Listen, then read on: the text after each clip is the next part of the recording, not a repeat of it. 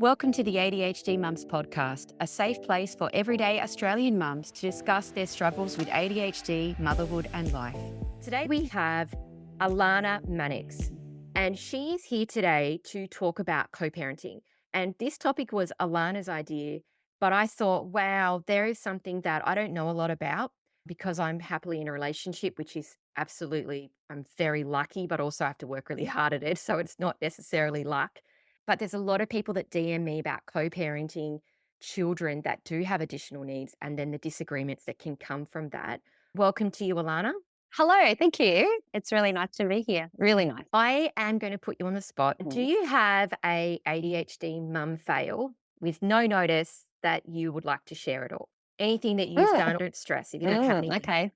it's just sometimes people like the Relatable Aussie Mum podcast. And I always forget to ask straight up in the beginning, what would be something that you've done recently that was just so ADHD?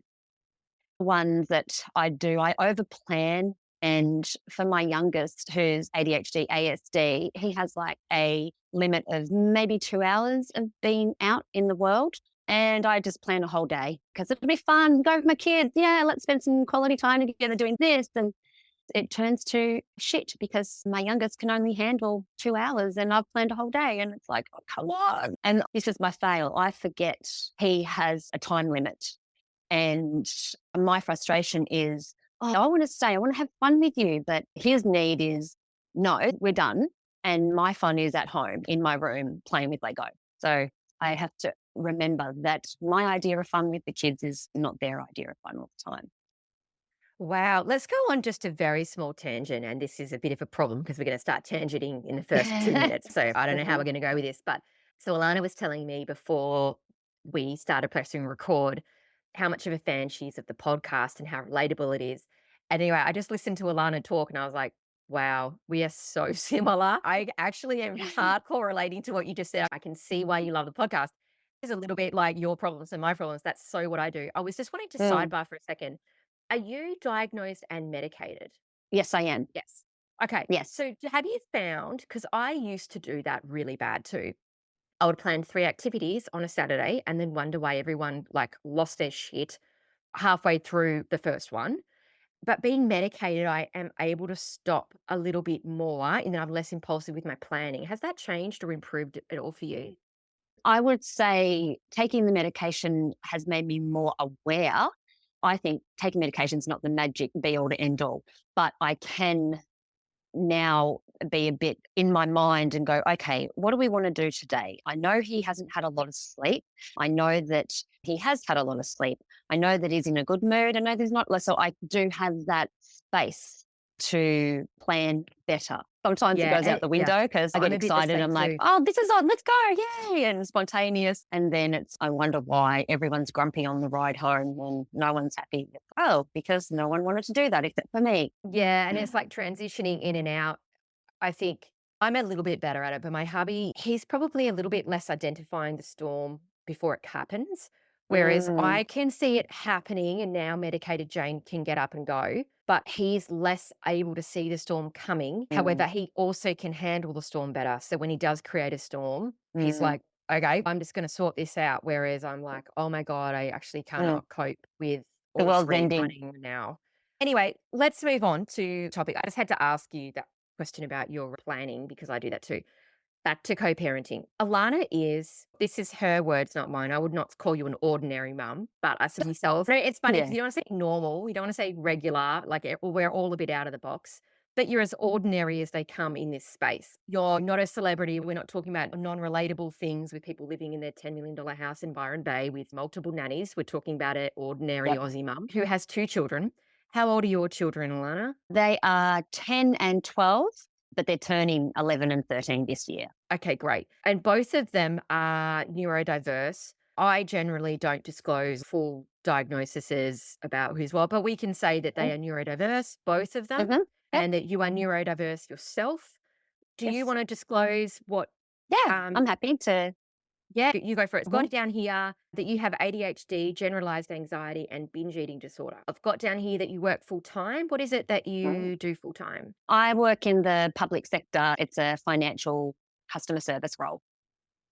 Anyway, In your spare time, Alana likes to play drums in a band. She loves life. She loves the messiness of it. And sometimes she feels like she's drowning. Sometimes that's daily.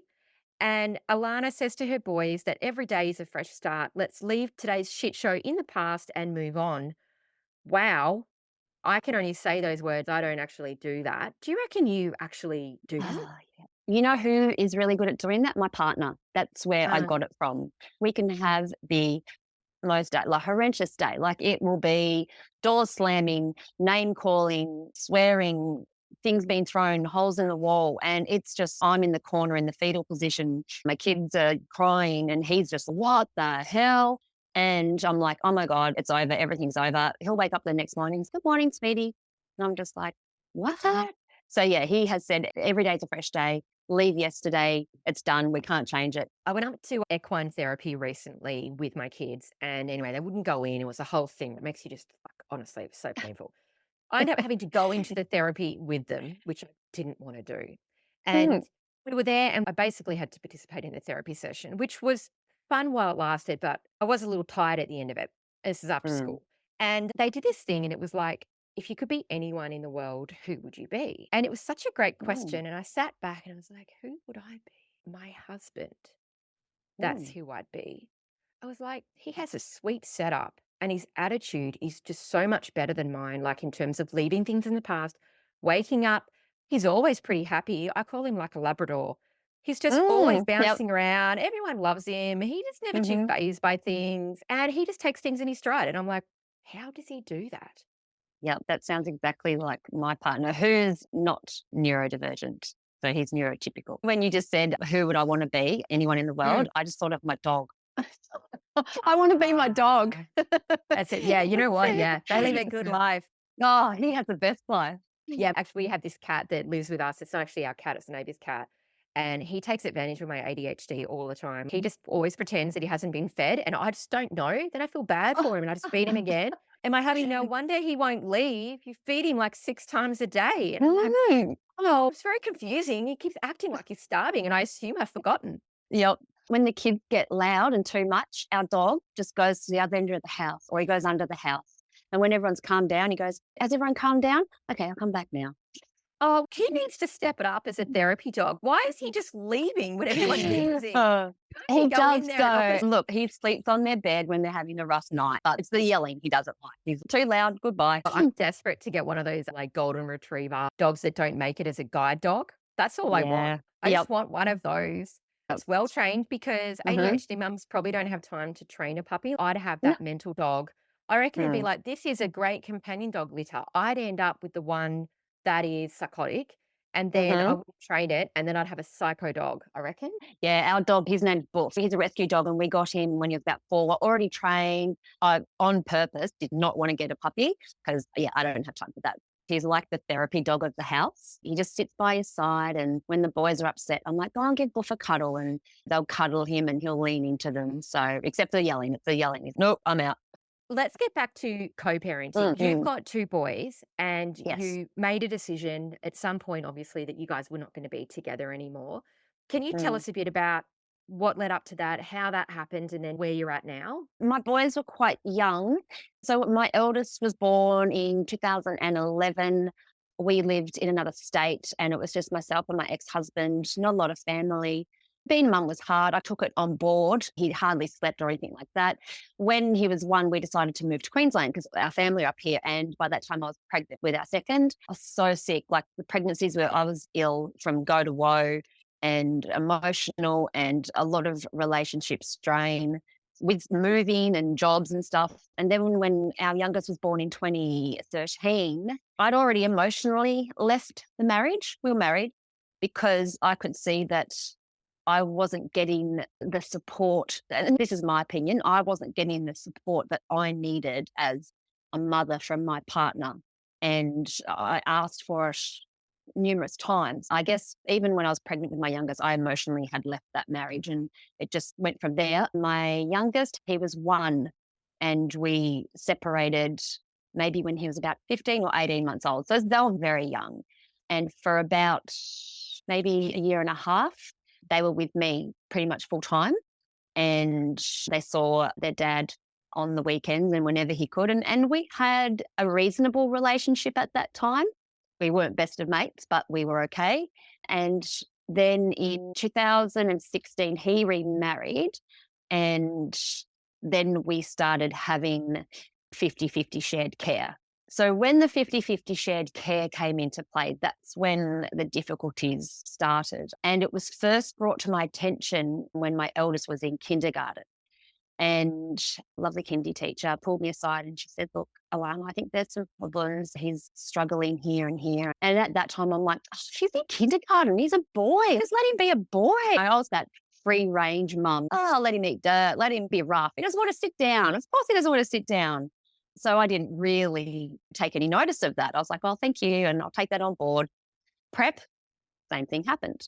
I was the mum that was, come over here, Alana. And I'm like, oh, but it was never good. And I remember crying when it just kept happening. And she was telling me he can't sit still and this and that. He's in prep. Like, why is he made to sit still? But then again, no, I could see no other kids were struggling. I'm like, okay. And so then in year one, same thing. It escalated in year one because the teacher that he had was horrible. It escalated in year one where he was running out of the class. Like he could not handle anything. So I started the process of GP referral and doing all the assessments and that. And I involved their father.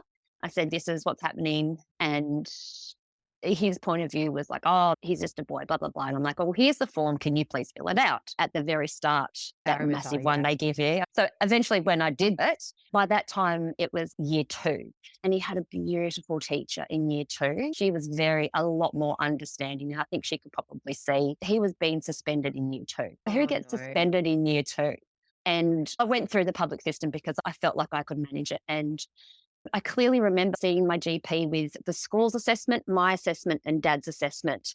And my assessment and school's assessment was pretty much the same, except the school's assessment was a lot more concerning than what mine was. And their dad's, the GP went, what's this? There's no problems here. And I'm like, oh, I think there is. I don't know. And at this stage, because he had remarried and started his life, our relationship turned quite sour.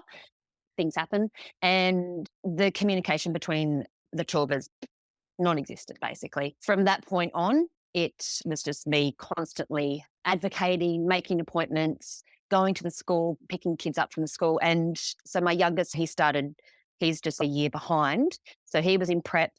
His prep was the same thing. And year one, he was, I don't want to say a lot worse, but I guess he had to be moved, he had to be changed from class to class. It got to a point with him that he was only allowed to go to school for 2 hours because he couldn't do it. Oh, wow. And I went private with him. And that one was when I had an appointment with the pediatrician. So I went and met the pediatrician. She met with my son and had the information from the school. And then she had the conversation with Dad. The pediatrician rang me and said, look, I can't make a diagnosis because Dad's saying there's no issues. And I said to her, can I please get the school to call you? Because this is where the main problem is. So I rang the school and bless them. They were just amazing. They were like, give me the details, I'll call. And so the school, the deputy principal contacted the pediatrician and the pediatrician called me back and said, that's a very different story. Diagnosed him straight away. Oh, thank God for the school. Oh, if it hadn't been for the school, honestly, I would still be fighting today to get a diagnosis. That's the school just went above and beyond, especially the deputy principal, Miss Woods. I'm going to say her name because she's amazing. I won't say her first name and I won't say the school, but she just did so much for the boys. And my youngest is in grade 6 now. He's still at that school. And just the amount of times I've had meetings with the school, I've had to pick the boys up early. They've both been suspended multiple times. And there's been times when they probably should have been suspended, but the school, I guess, knew what was going on. So did me a few favours. And I've always been with that school, the point of contact, because they also realised that they weren't going to get a lot of help from their dad. There's so much to talk about there, but I just have to isolate one thing that I think as the mother, we often are the point of contact. We are the person that often is hearing all of the information from the school firsthand.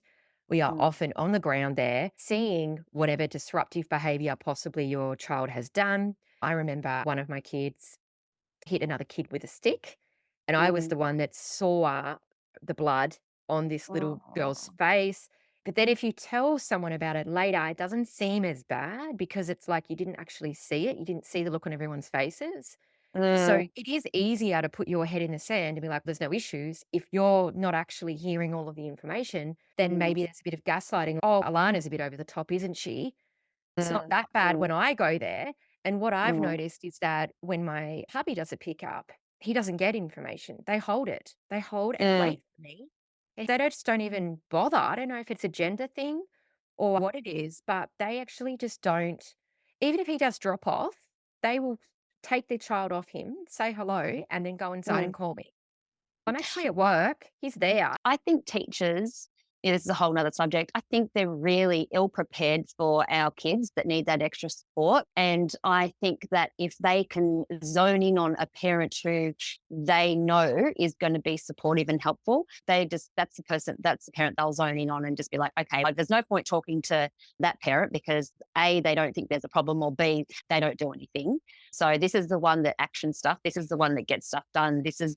So I'm going to just speak to that parent. By default, I guess sometimes it is the mum because we're the ones that have to go through all of that. My eldest, a lot of problems with relationships with his peers and was started getting to physical fights. End of year 5 and all throughout year 6, like full on. And I would ask my son, I'm like, okay, can you tell me what happened?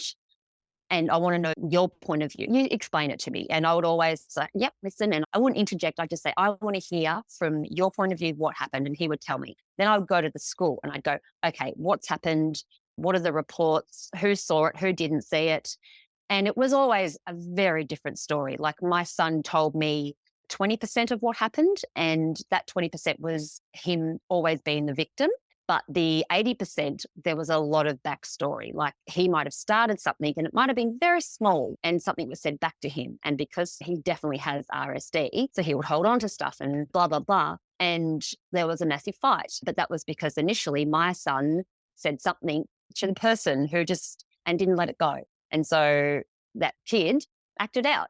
But my ex, basically, he would take our son's word for gold, and the school's wrong. The school don't know what they're doing. Our son's getting bullied and the school aren't doing anything about it. They're doing so much about it. They've tried organising special activities for him. They've tried giving him responsibilities. They've tried putting the other kid in another area. It's when one parent doesn't explore that perhaps their child isn't always right, you have to look at the bigger picture and you have to understand that your child doesn't understand the social. This is what I always say about my eldest. He can't read the room. Like he's beautiful and kind and caring and would make an amazing friend. He's also full on and he can't let things go. And if he's playing with some kids and they don't want him to play with them, he can't pick that up. So it's not his fault, but there's always more to the story. So I've always tried to ask my kids their point of view, their opinion. You tell me what happened. And then I've also tried to get another story. So the school or a family member or just someone who can give me another point of view or another more information. And that's for me to help my son to say, hey, mate, you know what? I know that such and such punched you, but you know what happened at the start? You called him a name, and I don't think she would like that because you don't like it. And then you wouldn't stop calling him that name, even though he asked you to stop that. I try to unpack it with him. So moving forward in life, but when he just gets from the other parent, oh, mate, that's horrible. Like you've done nothing wrong. It's mentally for him as well. It's very confusing. Yeah, it is. And it's Mm, funny. I picked up my son in prep and he told me that he'd been hit in the head with a brick.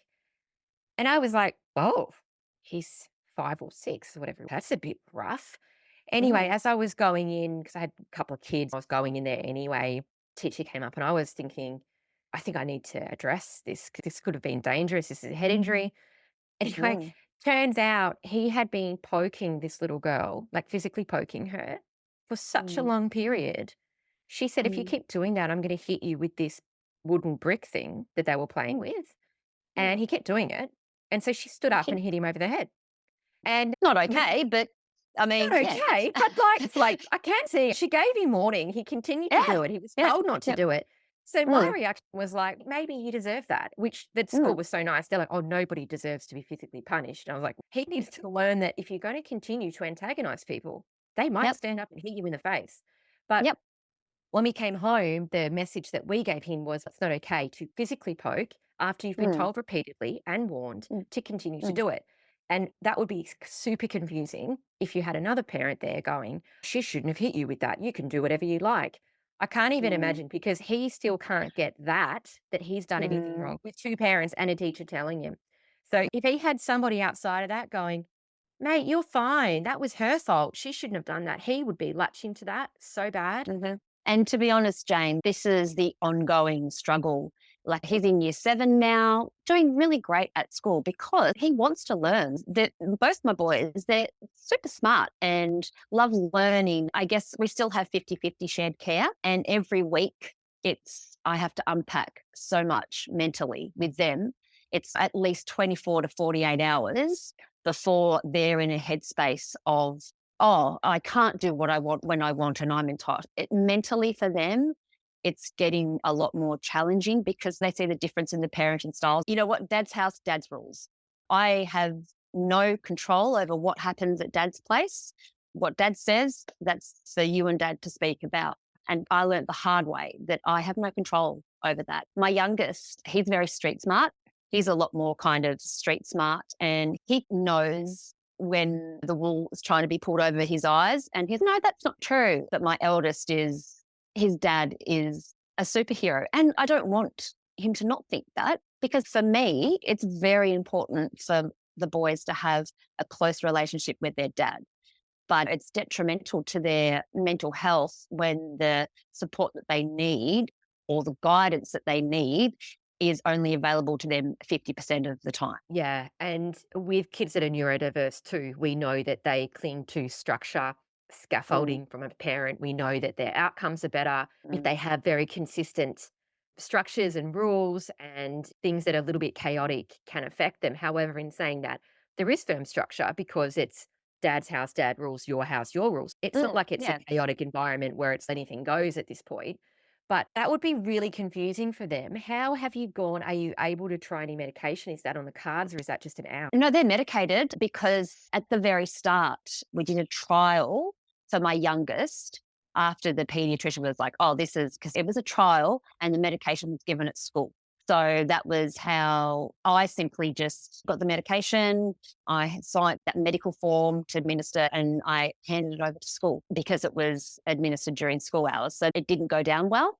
But I'm always provide information about the doctors, pediatricians, psychologists, psychiatrists. You're welcome to come to appointments with me or you can make appointments yourself. I'm not trying to do sneaky stuff.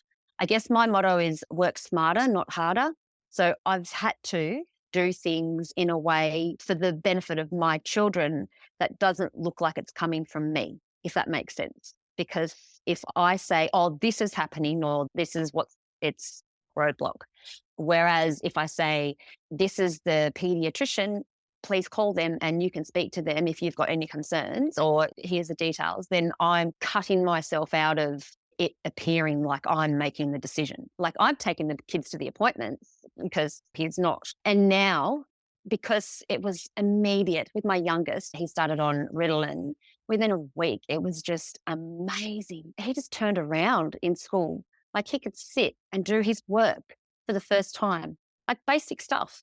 And it was amazing. And now it's at the point where the boys recognize that they need their medication and they make sure they take it when they're at their dad's because now they don't have to take it at school. It's like they had it first thing of a morning. And that was the other thing as well. With the medication, we worked out with their treating team the medication that would be best to take like first thing of a morning and last throughout the day. So it would be clear if they hadn't taken it. You can see the school would be, oh, he hasn't taken his medication today. So that's how you have to work smarter, not harder. Just get the diagnosis. I didn't make the diagnosis. I'm not a psychiatrist. I'm not a pediatrician. I'm not a psychologist. Like I didn't force these medical people to diagnose my kids. But if you want a second opinion, go and get a second opinion. I'm just doing what I can for my boys. And I guess just recently, actually, still ongoing, my youngest, he has a lot of problems sleeping. He's he's never been a sleeper, and he takes the Concerta, the long release, so it stays in his system. And he disclosed to me a few weeks ago that he wanted to kill himself. And he's 10. Okay. We had a changeover day, and it was the afternoon of the changeover day. I picked him up. Went for a swim, had a great afternoon, had quite a fun time, and then get in the car. And my youngest said to me, he goes, "Mum, I want to die." And I'm like, "What do you mean?" He's like, "I want to die." He goes, "I don't want to be alive." And I'm like, "Okay." And we're in the car, and he was in the front seat. We were parked, and he goes, "I'm going to take my seatbelt off while we're driving and just throw myself out of the car." And I'm like, Oh, "Okay." wow. It's not, "Oh, I'm going to jump off a hot air balloon off the mountain." He's thought Yeah, about it. he's got a plan. Yeah, Yeah. this is a real risk. I get you. So I was like, "All right, we're not going anywhere, mate. Let's talk about." I said, "George, do you want to talk about it? How do you feel?" We just chatted for a little while because my eldest was in the car as well. So maybe we chatted for 10 minutes, and then he said, "Oh, I'm ready to go home." And I'm like, "Okay." I said, "So before we go, you're going to keep your seatbelt on?" And he's like, "Yeah, I will, Mum." I'm like, "Okay." And the drive home was 5 minutes. But then on the drive home, he's like, "Oh, Mum, I've just thought of another way to kill myself." And he goes, "I can just put my hands around my throat and choke myself." And I'm like, "Oh my God, darling." So we got home, and I was there for him, and we talked, and I said, "Let's go run a bath and let's talk about this." I said, "Because, mate, pretty serious feeling that way." And I said, "We'll run a bath." I was just like letting him talk and letting him tell me about things. And then at bedtime, cuddling, and basically I was just focused on him 100% and talking about it. And he disclosed to me that he hadn't been sleeping. He said, "I've been awake." He goes, "I can't sleep." And I'm like, "Mate, have you told your dad?" And he's, "Oh, yeah, I speak to dad, but he's asleep." And then I just wake up. And I know at our home, he'll do that as well. I got an appointment with his psychiatrist. Like the next morning, I emailed his psychiatrist, emailed the GP, emailed his psychologist, emailed his pediatrician, and emailed his dad, all in the one email to say, "This is what's happened. This is what he told me. I need an appointment." And he had a really good sleep that night, and he woke up, and immediately I'm like, "How'd you feel, mate?" He's, "Oh, yeah, I feel a bit better." I'm like, "Do you still feel a bit like you want to kill yourself?" He's, No, not right now." I was checking in a lot. And so we had an appointment with this psychiatrist who did a suicide risk assessment, and it was determined that it was the insomnia, that he hadn't been sleeping, that had triggered the thoughts, and not a psychosocial sort of, which I was relieved about. So he prescribed melatonin. I'd been giving them melatonin gummies, but I think let's do the prescription melatonin. And he's been taking it, and he's been sleeping really well. But the response to that from dad was, "There's nothing wrong with you, mate. Your mum just wants you to take more drugs." And that's the message he Oh, gets. it's hard. It's very hard because here is your child who's 10, who has thought about killing himself and planned it in a very real way. And the last thing I want to do is give him more drugs. I just want to make sure he's okay, which I did, and the melatonin to help him sleep because he can't go off Concerta. And he's been sleeping great, like he really has. But the message from the other parent is, "Oh, just another drug." How do you process that as a 10-year-old, telling your parents you want to kill yourself? But like I said, he is a bit more aware, and he actually said to me, "Mum, I want to keep conversations that we have about my personal stuff private between you and me now." I'm like, "That's fine, mate." And he has a psychologist who he loves seeing. So I said, "And anything that you don't want to speak to me about, you can speak to Sam about." I only take him every once a month because that's what he needed. And he goes, "Can I see him more?" I'm like, "Yep, no problem." So now I take him once a fortnight. Between him and I feel like I've really opened up that communication so he feels safe to speak to me about it. And I think that's probably some advice is, you have to let your child know that they can talk to you about anything. And if the other parent who's not in agreement with the diagnosis or the problems or what, it's okay, that's fine. If you feel like you're not being heard by that person, then you're heard with me. And anything that you want to say, you can talk to me about, or we've got appointments for you. It's really important for kids to know that there's at least one person they can Mm, talk to. absolutely. And someone said this to me on the podcast at some point. I don't remember who it was, that they were talking about if you can't handle the small stuff, then your kids won't come to you with the big stuff. So if Yeah. you didn't have that open relationship of your lunchbox didn't open, this person didn't sit with you, I lost my hat. If you're Mm, not open and going to handle the small stuff, air quotes, because it's not small stuff to kids, it's big stuff. mm, And if you're too busy or you don't want to see it or you're not there or you say you'll come back and you don't, then mm, they'll give up and they'll think she couldn't even handle or he couldn't even handle this thing that happened at the library today. So mm, why would I tell her about something big? And I thought that was yeah. really interesting because sometimes it's changed my way of thinking because sometimes I do hear little things and maybe I Mm, don't give it the attention because in my perspective, it's not a big deal. But in mm, their perspective, it is a big deal. And if I'm not mm, paying attention to and giving connection and love in those moments, then how can I expect my child to come to me as yours has with you, which is mm, just a reflection on your parenting and your work as a mother, to be honest, to have that conversation so openly. mm. Well done to you, because I think that's Oh, something that thanks. every parent wants to have, is to have Oh, that moment of disclosure, because if you have the warning, you can deal with it. yeah, like I said, with the little things, and you know what kids are like. They'll talk to you at the one moment where you've got an armful of laundry and you've got something boiling in the kitchen, and they'll be like, "Mum, you know what happened at school today?" And you're just like, "Oh, shut up! I don't care." In your mind, that's all. But then Absolutely, you're you are thinking that. yeah, you're like, "Oh God!" But then if I'm in the middle of something, I'll just be like, "You know what, mate? I want to hear that. That I just give me a few minutes, okay?" Or if I can, I'll be like, "What happened, mate?" And it's something, like you said, it's something stupid, like, or blah, blah, blah through my hat. Oh, this is what happened recently, such and such through my hat, and now I can't get it. And I just go, "Oh, you know what, mate? That sounds annoying. I'd be annoyed." I'm like, "Do you want to get another hat?" And he's like, "Oh, nah, I've got one at dad. It's all right." I'm like, "All right, just let me know if you want to get another hat." I don't care that someone threw his freaking hat. Not my problem. Like it's my problem to buy another $20 hat, but just acknowledging that little moment, that would be annoying, wouldn't it?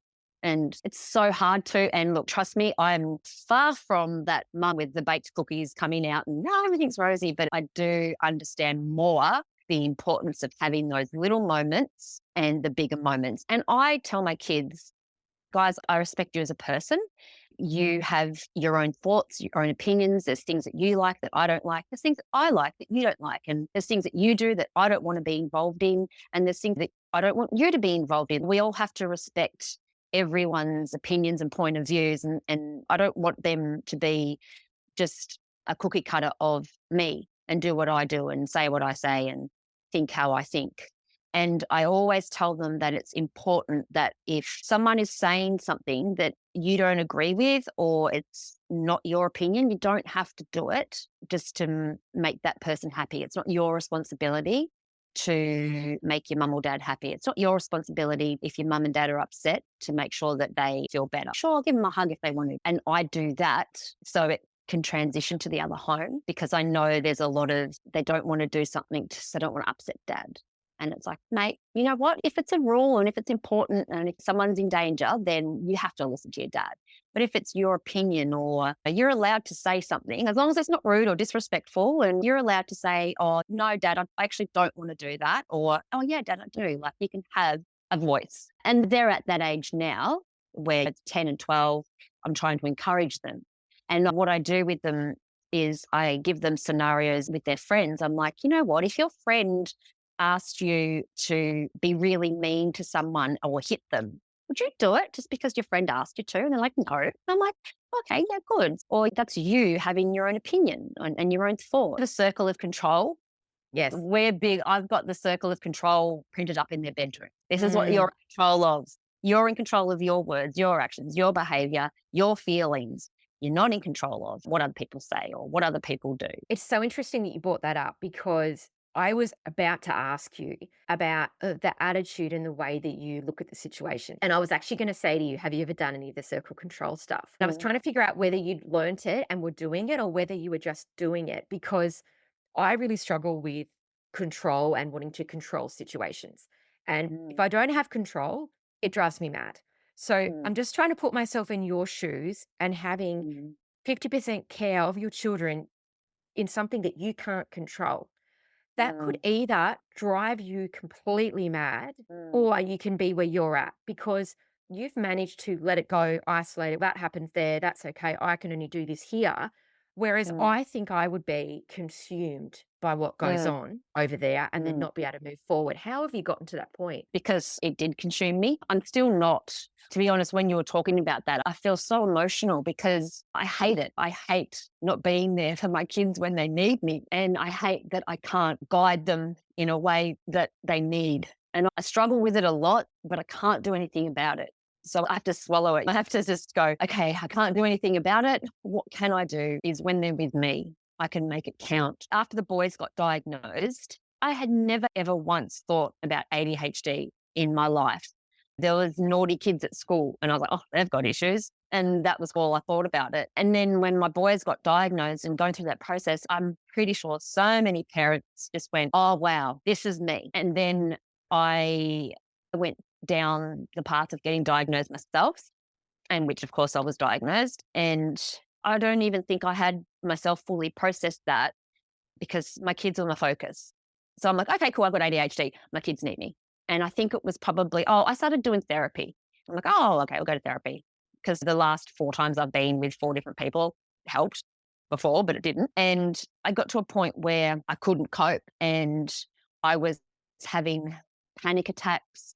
I was breaking down mentally. I honestly felt like I probably was close to, or maybe I did have a full breakdown. And my partner's, you've got ADHD. You need to do something about this. And I'm like, shit, I do. It was really interesting how it happened. Like I got referred to a psychiatrist here and on so many waiting lists. And I'm like, okay, blah, blah, blah, see how I go. And I got in to this cancel list and I got in within a couple of weeks. And he started me on meds straight away. And it was just like, oh, wow, okay. Why didn't I do that a year ago instead of going to therapy? This helps. And through that psychiatrist, I've been referred to stuff for my kids, like really great psychiatrists and speech OTs for my kids. And I have a feeling like, oh, I was meant to meet that psychiatrist to help me, but it actually, in helping me, it's also helped my kids. That believe in that kismet thing, like you meet people for a reason. So the meds helped a lot. I'm on anxiety medication for my ADHD. And just recently, I've started taking I always forget its name, the one for the emotional, Intuitive.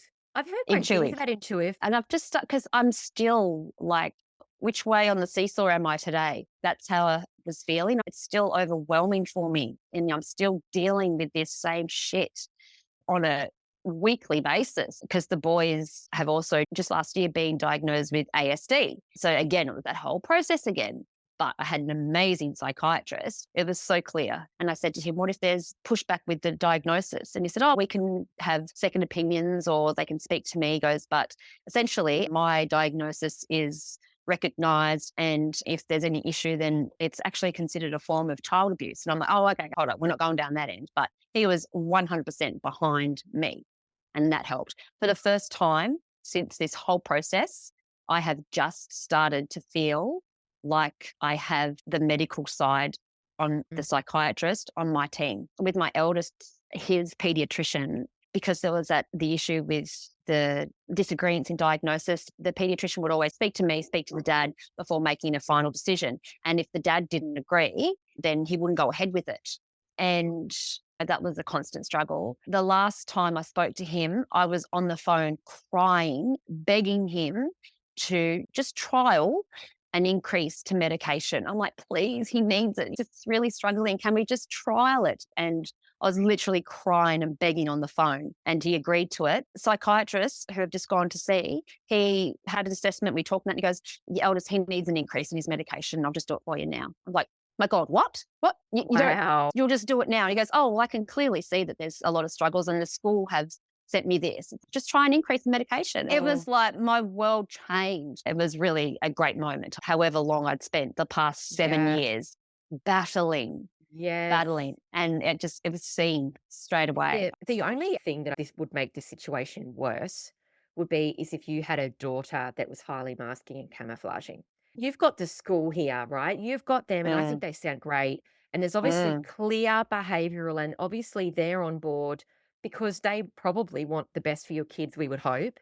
And they want yeah. to make sure that they're seeing the best of your kids. They don't want to have a child that could improve, but then Mm, just not do anything about it. Because, from my understanding, from a school's perspective, the hardest kids to deal with are the ones where there's clear issues and the parents won't want to see it, they won't Yes. intervene, and there's nothing Yeah. that's really done. And then they're just left with this child that could be a lot better, but they're just not Mhm. getting any help and support. And that kid actually is the loser of that situation, no one Oh. else. The only thing that would make this worse is if you had a daughter who was Mm, then, and the school weren't backing you, because if they were mm, perfectionistic, highly masking, and sitting by themselves or something like that, and they weren't seeing those clear behavioral disruptive things, but you were seeing it, because often mm, it's only the mum that they will let that go for. So that would be interesting if you're listening and you have that situation, because I'm so glad you've got mm, that school. That would be mm. an incredible battle to fight without them, because at least you've Yeah. got a deputy principal that's going to back you and go, there are Mm. issues. And I'm sure that your ex is probably saying, Alana's crazy and oh, yeah, she's off her head and she's got her own problems and she's, just, And calling child projecting it. safety. Yeah, Yeah. she's Oh, yeah. totally off her head. Of course, it's always Mm, a crazy kind of bitch mentality. yeah. So, Yeah. one thing that I was going to ask, and it's okay if you don't want to comment, I'm just going to flag it. Often I find with people that I speak to, and I do chat to a lot of people these days, when they talk about diagnosis, as adults, let's say if you get diagnosed or your children are being diagnosed and you're like, oh, wow, I can see those traits. I think that's Mm, me. Often, and I don't want to genderize it, but I just feel like women are a little bit more open minded. Wow, mm, that actually could be me. I do that. Even small things they'll take and go, I'm going to really be open minded about this. So mm, then often they then will go, okay, I think that part there is me, possibly. But mm, when they go to their family or parents or brothers, sisters, there can be a real backlash. That's normal. Everyone does that, because possibly mhm. those people have their own symptoms. Wondering here whether some of those symptoms in your kids or your boys could be something that your ex has, but sees as normal, and so doesn't want to address it for fear of him having to address his own issues. 100%. I have often thought that myself. We were together for 10 years, and the things I saw in those 10 years at the time, I was just like, oh, that's who we are. And because I was quite similar, we were both horrible with money. He got fired from several jobs because he was also like a very anxious. At the time, I didn't see it, but now it's totally, yeah. Mm, But I think you're right. And no one wants to admit that. Oh, I don't know. For me, it's been great because that old thing I'm like, oh, I'm just a shit adult. No, you're not. You've struggled. And it's interesting actually when I did the assessment for myself and they have to speak to family members, they spoke to my partner and they spoke to my dad. And my dad, who I also think is surprise, or he was naughty at school and all that kind of stuff. Dad, I think you've got the genes. But he was like, oh, there's nothing wrong with Alana. She's strong. She just gets on with it and battles through. And no shit. It's called masking, Dad. But hang on. Oh, she was always just a bit naughty. A bit naughty. Come on. That's that generation. I had to get my sister to do it. And my sister and I are really close in age and close in a relationship. And she's also, I said to her, Brooke, come on, go get tested. She's like, yeah, I know I should. So my sister is 100% as well. And she's going to get tested. And I left my meds at her house and she told me, oh, I took one of your meds. And I said, oh, okay, you shouldn't do that. But how'd you go? And I just got so much done. She's like, I knew what I was doing. I'm like, oh, no, hello. there are so I said, many people, I oh, reckon. yeah. I reckon I heard of her mum the other day and she took, I think she thought it was Panadol. I don't know what she was doing. And she honestly, honest to God, this is not bullshit. She actually said to me, I swear to you, I had no idea that I had any problems. She was not on her radar at all. And Yeah. then she took what she thought was I think it was a zinc. It was like the same size as like a dexamphetamine. Thought Yes. it was a zinc. Honest to God, she did. And Mm, then was like, whoa. And it was so markedly different that mm, she was like, "There's something that's happened to me," and she backtracked it only because it was so incredibly different, and she said, "I mm, actually had no idea I had any symptoms until she mm, took the mm. medication." Yep. And it's just, oh, I got so much done and I knew exactly what I was doing. And I was so focused. I'm like, yeah, it's amazing, isn't it? I had a moment where I used to meal prep and I'd be like meal prepping because I work. I don't have time to do anything. So I'd be meal prepping on a Sunday and I'd have 4 or 5 pans going and something in the oven and, oh shit, it's so chaotic. And after I was meal prepping one day and I had one chopping board and I had one thing going and I was doing one thing at a time. And I stopped and I went, what the hell? Like I was so focused. I was just chopping my veggies. And then after I was chopping my veggies, I was going to cook them. Like I wasn't chopping my veggies and putting washing on. And then it was just insane. I was like, whoa, is this how normal people live? Yeah, and you know what I found was really different? Instead of just walking around and then feeling really overwhelmed, there's so much to Mm, pick up. There's so much to do. And then just walking around and thinking I'm doing things, but not actually doing things. And mm, then now I just walk around and just pick things up. Like I'm not mm. overwhelmed. I'm just going to walk and just pick some things up on the way, put a load of Yeah, washing on. Like it doesn't seem hard. I'm not then going, I must pick up stuff off the ground. This is a big job. I must isolate 30 minutes. It's just, yeah. oh, I just walk around and pick some stuff up.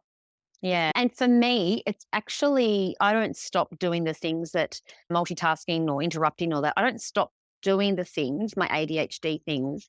I'm just a bit aware, more aware. And being aware does mean I can stop. Perfect example this morning, I was just outside, patting Buff, wishing I was him. And the trampoline was in a position that I didn't like it. I spent half an hour moving the freaking trampoline into a position. And then I'm okay, stop, why are you doing this? Go inside. I could have spent another half an hour moving the trampoline, and then I probably would have gone, oh, that's a weed. And I would have got my spade out and started digging up my garden. It's just having the awareness of going, okay, stop. You're doing something, you're hyper focusing on it, and you've got to go in and have a shower and eat breakfast and get ready for the day. Not move the trampoline into a Mm. position. I was under the trampoline looking to see if it was like, oh, is it a bit down on that end? Oh, no, I'll just move it this way. Crazy woman. So the Oh, system, yeah. it's still there and I still do it, but it's just being able to be aware and stopping. Yeah, it's interesting. I came home the other day and my hubby, he's actually got very opposite symptoms to me, and which he has just started to admit that there might be something going on. And If he's not diagnosed, he has been diagnosed. He has got some medication, but he doesn't actually still think that there's anything going on with him. Yeah, so typical guy. anyway, Yeah. I run a podcast on neurodiversity. That's fine. He's fine. He's actually really supportive. And I just keep pointing things out to him constantly. So he really struggles completely the opposite to me with getting started and analysis paralysis. And I'm well known for doing the task, but not doing it well, doing it halfway, doing the Mhm. wrong task slightly. Like I'll get it done, but is the quality there to where it Mm, needs to be in something that I'm not really caring about? Things I care about mm, is easy because something around the house. So the other day, the fridge broke and it was starting to steam and it wasn't quite off yet. It was flicking in and out. And my hubby is really into the gym. So we often have a lot of meat in the fridge. And mhm, I was starting to get a little bit concerned that we were all going to end up with gastro with this fridge going on and off. And I thought, we're going to have to get a new fridge anyway in the next few months. Why have gastro to then find out that we need to get a new fridge? Can we not just get ahead of this? Because I don't want to clean up this gastro situation. And mm. anyway, he was not really on board. It's not broken yet and all this stuff. And I said to him, I just feel like if we've got a specific size that we need and we want a specific thing, I feel like it's better to just order it because we don't know when it will be available. It might not be available for 3 weeks. Oh my God, that's so me. Yep. We Yep. have the money in the account, so Yep. why not just do it because we know we're gonna have to spend it? Anyway, he goes, Mm, "Leave it with me," which is code for it's never gonna happen. I can't leave that with you because mm, that's not something that I feel like you're going to action quickly. I said to him, "Look, mm, I'm just gonna get it done." And he goes, "I think you should let me pick the fridge." I was like, "No, no, I'm on it." And I'm also like, I'm doing 17,000 things. I'm not really a quality person, but he will go the other way. He'll spend 7 weeks thinking about it, oh, yes. measuring it, and it's at Mhm, that point we've all had gastro 3 times, and we're mm, living out of an esky, and yep. I just think there's so much stuff coming. I know this is gonna be a problem. Let me just Mm, fix it now. So mm, anyway, I go down, I spend all of 5 to 10 minutes probably buying a fridge. So that mm, looks right. Anyway, it arrives. It's not right, but the freezer space is probably way too big for what we need. The fridge size mhm, is a bit smaller and it's one that can't be plumbed. The other one mm. was plumbed because we drink a lot of water. It's Queensland and it was really good Yeah. for the kids to go and get fresh cold water out of the fridge. We loved Yeah. having that fridge. I bought the Mm, wrong one. It can't be plumbed. It's not the right size. And we're just like coping with it. That mm, is an example of what I would do. Whereas mm, he's the other way completely. So I came home the other day and he was like all in a bit of a flap and he's outside and I've been thinking about potting these plants for a year and I'm just going to do it now. And then he was like, I'm just going to clear off this thing and I'm going to do that here and I'm going to do that there. And I'm thinking, who is this man of action? Usually he would sit down, like I would come back, and this has been going on for over a year. I would come back home and he would be like, oh, I'm like, what have you been up to? Oh, I'm just still figuring out what pot to get for that plant outside. This is a house that we're going to renovate. So it's not even an issue. Like, Yeah. this isn't the house of our dreams that we need to get a pot as the finishing product. Oh. He's not even related to anything. And I'm just trying to be supportive. Oh, okay, cool. Have you got that sorted? No, nope, still in the researching phase. And I'm like, okay, to a job that doesn't need doing. Anyway, so then he's actually outside potting all of these plants for 90 minutes, 2 hours. He wasn't planning, he was just doing it. And when he came inside, he's, oh, I need to have a coffee. I was like, oh, I can make you a coffee. And I was like, how are you? You feeling all right? What have you been putting your hand in your bed? So what have you been up to? And he goes, oh, I might have had a small dexamphetamine, but I don't think it's related anything to what I've been doing around the house. I would have done that anyway. Pretty sure I haven't seen you go out of the research phase for years with those pot plants. Yeah. Because the Oh my first God, time he that's took gold. it, he sat down and did his passport application for the first time. So I've been asking him to do that for nearly 5 years. And he took a dexamphetamine. He goes, there's nothing wrong with me. And I said, no, there's nothing wrong with you. And I was like, what have you been up to? He goes, oh, I did my passport application and took it to the post office and got my photos done. And I'm like, what was that? Like, And my taxes from 10 years ago. like, this is not somebody like that's a 5-year plan for that man. So to get a passport application done, that's not. I said to him, I've never known anyone that has to go do something else before they get started on any task. Like usually you'd have to go buy a special rake to do the garden. That would take a few weeks. It just never ends. Anyway, I know we've got from a tangent, but the diagnosis is really important. And I think sometimes partners aren't always on board as much as what we are. And with my partner, he's a straight shooter, and something that I love about him and something that I also don't love so much about him is he doesn't blow smoke up my ass. Like he'll just be very honest and very open, and he won't hand it to me. And then sometimes I'm like, I just need a cuddle. And he's like, oh, come on, I'll give you a cuddle. But don't talk like that. And it's helpful having him as the voice of reason when there's no reason in the three of us. It's very difficult for him living in a house with the three neurodivergents. And also there's little relationship issues with the stepdad, like that in a neurotypical family is enough. So there's that as well. But we're trying to get better at communicating. We're both on the same page, but I'm quite a few chapters behind him, if that makes sense. Like we're in the same book. And one of the things that I cannot control for the life of me is impulse shopping. I can go to the supermarket and just get milk and bread, and I'll come out with whatever you can think of, I've come out with it. And I've been in the shop for 2 hours and I love it. Part of it is like, I'm just walking around the shops and doing the grocery shopping and no one's bothering me because my kids refuse to come grocery shopping with me and everyone's happy with that. But I will buy things that we don't need. I'll buy stuff that we've got 5 of. I'll overspend. Like it's shocking. And we were fighting about that, myself and my partner. And I'm like, I want to get milk. If we run out of milk, I want to be able to get it. Like, why can't I get it? And he's because you go in and get milk and you come out with everything else except milk and you've spent $300. And I'm like, okay. I'm like, yep, all right. So he does the shopping and I'm like the control thing with me as well. I'm shocking with control. So I said to him, you can do all of the shopping under this one condition. It has to be done either Thursday or Friday and you have to do it. And you can't be just like, oh, I didn't have time, I'll go do it on Saturday. It has to be done on either of one of those days because our changeover day is Friday. So I want a full pantry and a full fridge when the kids get here. And again, that's control. Like I've got to have food here for my kids. We've got food here, but that's just my control thing. And I said to him, and we'll do a shopping list and I'm going to write on the shopping list what I want to get. And you have to get it. And the only times that you don't have to get it is if you can see that we've already got it or it's not in stock. And now he actually sends me screenshots of when there's something on the list and it's not there. He's like, it's not here, I couldn't get it. And I'm like, oh my God, I'm a bitch. Is that how I make you feel? But we've worked it out now. I haven't bought groceries for, I think at least, I want to say 3 weeks. And he does the grocery shopping and he gets one. Yeah, and it's nice one. That's predictable problem. That was I love Sharon. A predictable problem that just kept coming up. So I now say, hey, please you've got to get this tonight. You've got to get the milk, or you've got to get the noodles, or send a screenshot. Don't get the no brand Milo. Please buy the regular Milo. No one likes the no brand Milo. We all want the real Milo. Oh, yeah. Look, Yeah. for anyone who's listening, we talk about Sharon from the Functional Family. We were saying Oh, offline how much yes. we love her.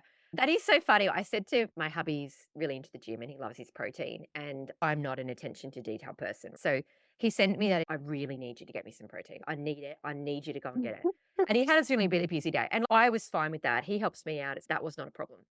But he said to me, it has to be this flavor. It has to be this brand. And I was like, oh no, this is not, I can't deal with that. As soon as you get specific about what it has to be, Yep. I don't know if I can even like concentrate long enough, because that just doesn't seem important to me. When I go get stuff, I'm Yeah. like, whatever's fine, I'll have that. That's just my Yeah. perspective, which is not everybody's.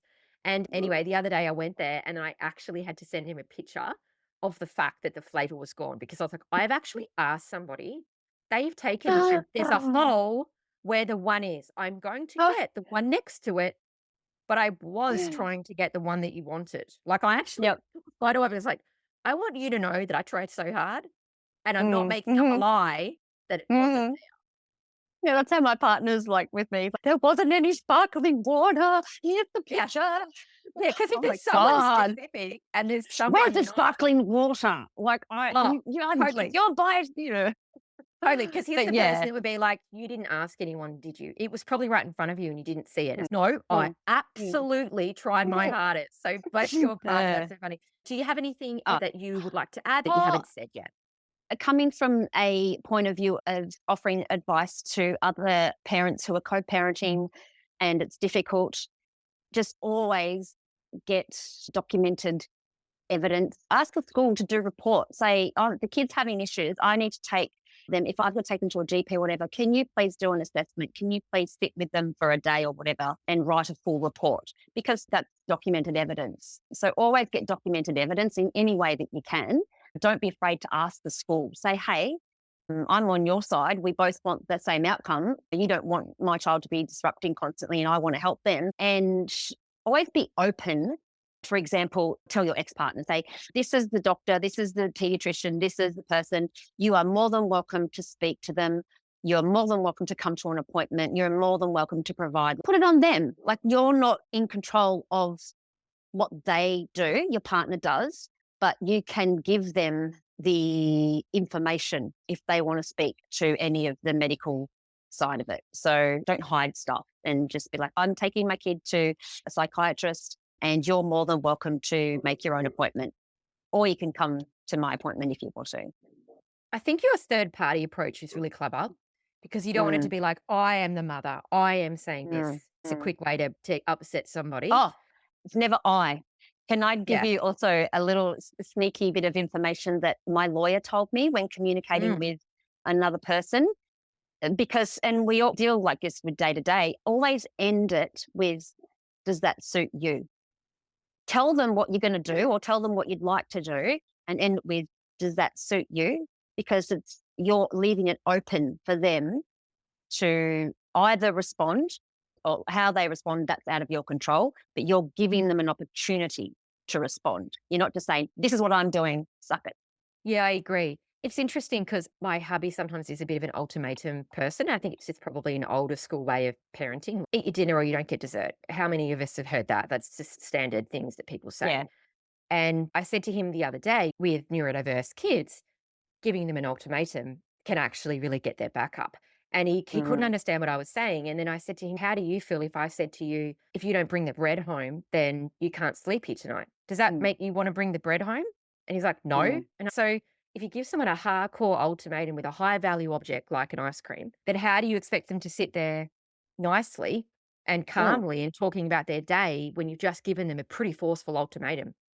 And that's actually a great point, because I said to him, think about how you would feel being mm, spoken to that way. The reason I bring that up is because I would feel the same way. If someone sent me a message, especially regarding my children, and then just told me what it mm. was and didn't give me an option of, does that suit you? What do you think? Or what are your thoughts? I would be really aggro. So it's a great Yeah. way of handling it. Maybe you don't mean it.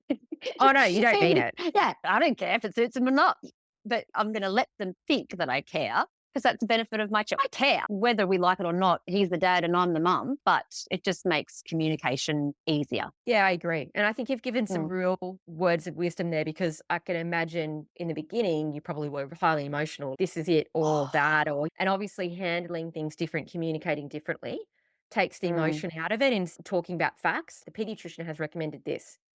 mm, The school has recommended that. I'd really mm. commend you. I think that's a really clever way to do it, that you probably would only do having made the mistake. So hopefully Oh, we can get people to yes. hear what you're saying and be like, that's actually what I want to write. And Mm. maybe you write out the text of what you really want to say and you don't send it, Yep. and then you write out something Hmm. else, or you hand it to your sister or your friend to rewrite it factually without the emotion in it. Yeah, and having you just said sister, my sister and I'll say something to her and she's like, "What a dick," and I'm like, "I know, right?" So she's like my vent. Like I'll say stuff to her and she'll just be like, "Oh, you're kidding? I'm just such an idiot." And I'm like, "Thank you, thank you." See, but that's just Yeah. acknowledgement, right? That's just Mm. acknowledging your feelings. It's not like going, Yeah. well, why can't you see it from his point of view? You Yeah. can't, because it's I don't you. want it. And Yeah. yeah, and you want someone to support you. Thank Yes. you so much for your time, Alana. It has Oh, been thank you so much. really interesting to hear from your perspective. And it's not something we've heard enough about yet. And with the way that the world is moving with divorce rates, it's Mm, absolutely a huge issue that we haven't spoken about yet on this podcast. So I definitely. really appreciate your time and honesty. It's a really important conversation. Oh, thank you. I'm very happy to just provide my point of view and hopefully that can just give someone some thought to work with or an idea. Yeah, thank you so much, Alana. I really appreciate it. Cheers. The key message here is you are not alone. Thank you for listening. If you enjoyed this episode, follow us on Instagram or head over and join our amazing ADHD Mums Podcast Facebook community. Everything you do matters and helps to spread the word about what neurodiversity in females looks like.